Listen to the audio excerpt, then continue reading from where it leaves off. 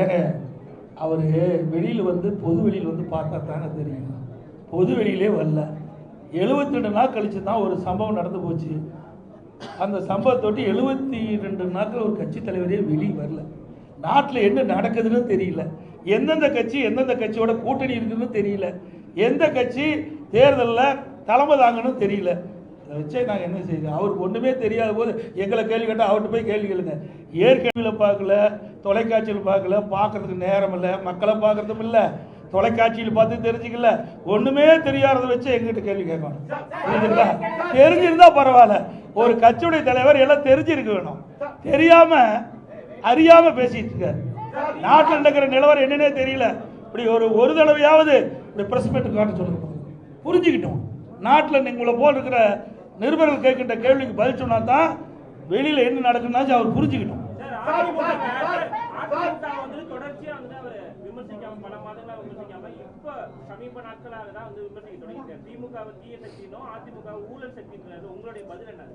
Sir ஊழல்னா என்னன்னு எனக்கு தெரியலையே. ஊழல் சக்தினா என்ன? யார் குறிப்பிட்டு சொல்றாரு? நீங்களா ஒரு கற்பனை பண்ணிக்கிட்டு இவர் தான் சொல்றீங்க. தீய சக்தி ஊழல் சக்தி யாரை குறிப்பிட்டு சொல்றாரு? குறிப்பிட்டு சொன்னா தானே சொல்ல முடியும். எங்களெல்லாம் ஊழல் சொல்றதுக்கு வழியே கிடையாது. மாண்பு அம்மா அவர்களை ஏற்றுக்கிட்டார். ரோல் மாடல் அம்மா பேர் சொன்னாரா இல்லையா? புரட்சித் தலைவர் எம்ஜிஆர், மாண்பு அம்மா ரோல் மாடல் சொல்லியாச்சு. எங்களுடைய அதிமுக ஆட்சி நான் முதலமைச்சராக இருக்கும்போது என் மீது ஊழல் குற்றச்சாட்டு சொல்லி நீதிமன்றம் போய் நீதிமன்றத்தில் நிரபராதின்னு வந்திருக்கிறேன். எப்படி ஊழல் சொல்ல முடியும்? யார் கூட வச்சிருக்கிறாரு? அவர் கூட அதிமுக ஒருத்தர் வெளியில் போய் அந்த யார் உங்களுக்கு சேர்ந்திருக்கான்னு தெரியும். நான் பெயர் சொல்ல விரும்பல. தாவேக்காவில் போய் சேர்ந்திருக்காரு. அவர் ஊழல் குற்றச்சாட்டு புரிஞ்சு ஜெயிலிருந்து வெளியே வந்தவர். வந்தாரா இல்லையா? அப்போ யாரோட கூட்டணி வச்சிருக்காரு? ஆக எங்களை குறிப்பிட்டு சொன்னால் அதுக்கு உண்டான பதில் நாங்கள் தெளிவாக சொல்லுவோம். நிறைய பதில் இருக்குது எங்களுக்கு. ஒன்றும் பதில் இல்லாதெல்லாம் இல்லை. இது பொன்விழா கண்ட கட்சி 31 ஆண்டு காலம் ஆட்சி புரிந்த கட்சி. நீங்க 31 ஆண்டு காலம் ஆட்சி புரிந்த கட்சிங்க.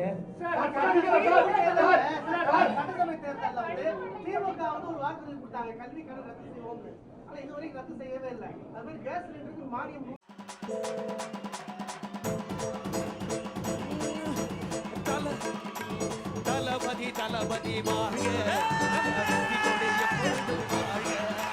தளபதி தளபதி வாழ்க, வெற்றி கொடிய பொருள் வாழ்க.